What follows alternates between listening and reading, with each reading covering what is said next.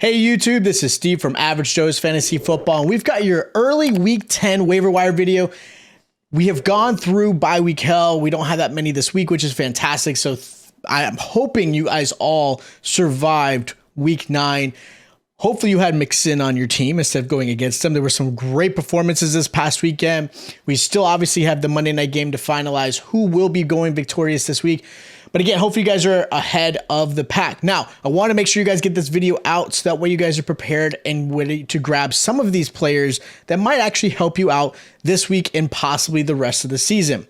Now, unlike probably other videos you guys watch, I tend to try to grab players that are at least 30% or more available in your league and that have some good schedules coming up, just to kind of help you out. I'm not going to put the sexy picks out there. I want to get players that are going to help you out, whether it be this week, next week, or even further on. So with that said, the first guy I'm going to talk about is Justin Fields again. Look, I mentioned him last week in my waiver wire video. I mentioned him as a good play this week, and he just went off with 178 rushing yards, guys. 178 rushing yards, which is unbelievable. He had 3 passing touchdowns, a rushing touchdown, 45 points in fantasy. He was the number 1 quarterback in this week, unless Lamar Jackson does something crazy. But he's going against the Lions, which is another weak defensive team, even though they did a really good job against Aaron Rodgers. Justin Fields is still available in 31% of most leagues. He's got, for 3 weeks now, he's 24 points or higher in fantasy.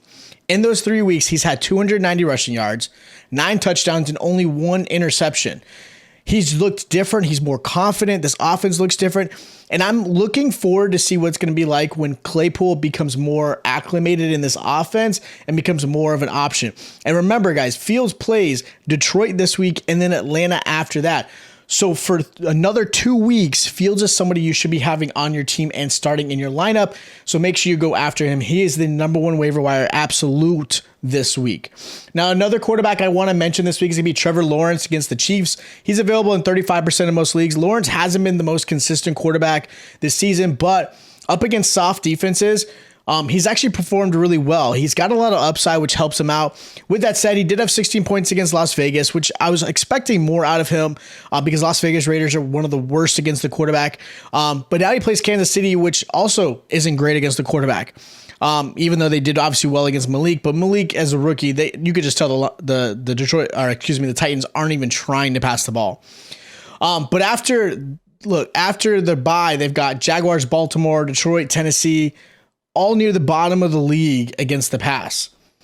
So realistically, Lawrence has a good 4 to 5 games the rest of the season to get you into the playoffs. So I like Trevor Lawrence as somebody you may want to consider picking up just because look at those defenses he's got that he's going to be playing against. These are great opportunities for him. Now, as far as running back, I've got one guy I really want to mention, which is going to be Jeff Wilson Jr. He's going against the Browns. He's available in 49% of most leagues. Wilson looked to be favored a little bit more than Mostert after joining the Dolphins. Now, I think he only had 2 or 3 snaps more, but it was pretty even there. He knows the offense. He looks very explosive. This is definitely going to be an even share between the two. So he's a nice little handcuff or flex play every once in a while. And they are playing against the Browns defense, which is horrible against the run. But here's my thing with this whole backfield for the Dolphins. It scares me because it is such an even touch so far. We'll see how things go. Mostert and Wilson are going to be tough plays every single week. They might be some nice flex plays depending on the defense they're going against. But again, just be conscious of that. Is that the fact is this is a very even split so far. So we'll see how things go. But he's really the only running back I really wanted to mention. I thought about putting Rachaad White in here. He's still not getting as many snaps as Leonard Fournette, but he was getting touches on the ground. He's definitely the one of the best pass catching backs, especially on that team, but realistically in the NFL. So Rachaad White might be somebody you may want to consider. I didn't want to put him in here quite yet. I want to see a little bit more out of him. Now, as far as receivers go, Garrett Wilson is a perfect pickup you should be going after. Now, he has a bye this week, so he doesn't have any value for you this week, but he is available in 38% of most leagues. Wilson right now, 2 weeks in a row, has seen an average of 8 targets his way, 17 points in each game. He's going into the bye, but has some matchups where the Jets could play behind, which is going to help him be heavily targeted as usual. And realistically, he's the number 1 guy.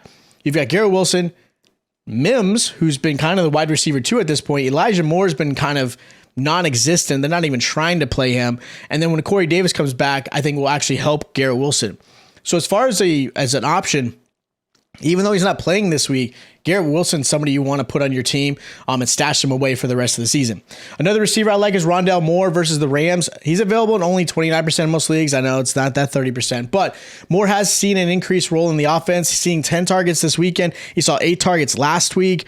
Playing behind has helped, and with Hopkins back, the secondaries obviously tend to put the focus on him, which has allowed Moore to be freed up and get more of the, I would say, slot corners, and not getting targeted at all as far as the secondary goes.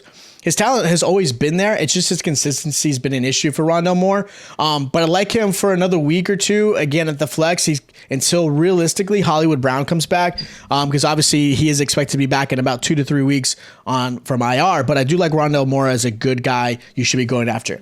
Another receiver is Terrace Marshall Jr. versus the Falcons. He's available in 94% of most leagues. Marshall has now become the wide receiver 2 for the Panthers. Now, this offense is horrendous, so don't get me wrong. You're not a must start every single week, but he is somebody you might want to stash, especially in those deep leagues. Again, curb your expectations a bit. But I will say, in the deep leagues, he's somebody you might want to fill for injuries or buys. Maybe you've got like 3 or 4 wide receiver slots. Marshall's seen plenty of targets or the red zone. He had 14 points this past weekend, 12 points the week before, and that was with 9 targets last week. He's got some soft defenses up next, which I think is going to help him out as well. But again, just be conscious of that. I know the Falcons are great. It should be an interesting game, but he's somebody you may want to consider, especially in those deep leagues. Now, the last receiver I want to mention is going to be Odell Beckham Jr. I know everyone's talking about Odell Beckham Jr. He's available in 77% of most leagues. Right now, the latest news dropped was that Odell should be cleared and ready by the end of this week. That is what has been going around. Meaning, realistically, any team that is going to sign him, which is a lot of different rumors out there, he may possibly be starting in the next 2 to 3 weeks, which is getting closer to the playoffs. Now, depending on where he goes, that value of Odell is going to fluctuate. If he goes to a team that has a really soft schedule, this might be a good pickup for you. If he goes to a team that maybe doesn't pass a lot, but they just need a little extra receiver, again, he's a little bit tougher to get.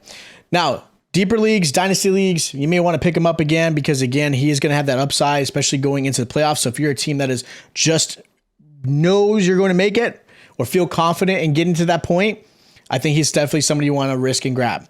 Now, as far as tight ends go, the first guy I have is Cade Otton versus the Seahawks. He's available in 89% of most leagues. He has seen an increase in snaps and targets since week 5. Since then, he has seen a few double-digit performances, and he has had duds. It's happened. He did have a great performance this past Sunday. He had 17 points, and he obviously got the game-winning touchdown.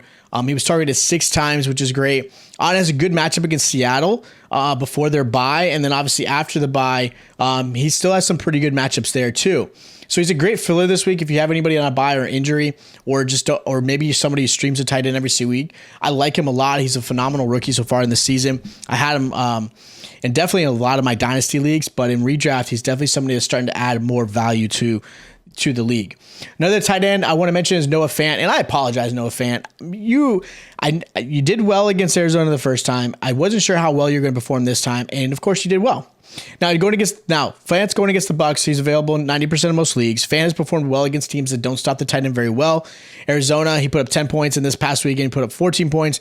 Bucs fall in that category of not stopping tight ends very well. So this is a nice little sleeper to really fill in again, especially for bye weeks or injuries. So Noah Fant, kudos to you. You've done a really good job filling in, especially against teams that suck at the tight end, at stopping the tight end. So definitely somebody you may want to consider, guys.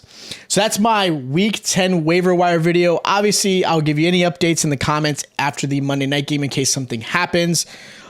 Just hopefully they're healthy. Everybody's healthy in this game tonight. But make sure you guys are subscribed to the channel. Make sure you guys hit that notification bell.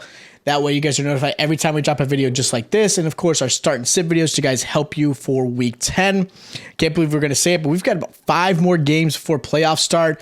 So I'm super excited. Season's almost halfway over, which is kind of sad. I hate that. But again, thank you guys for watching the video. Make sure you subscribe. Make sure you hit the like button, and I'll check you guys out next time.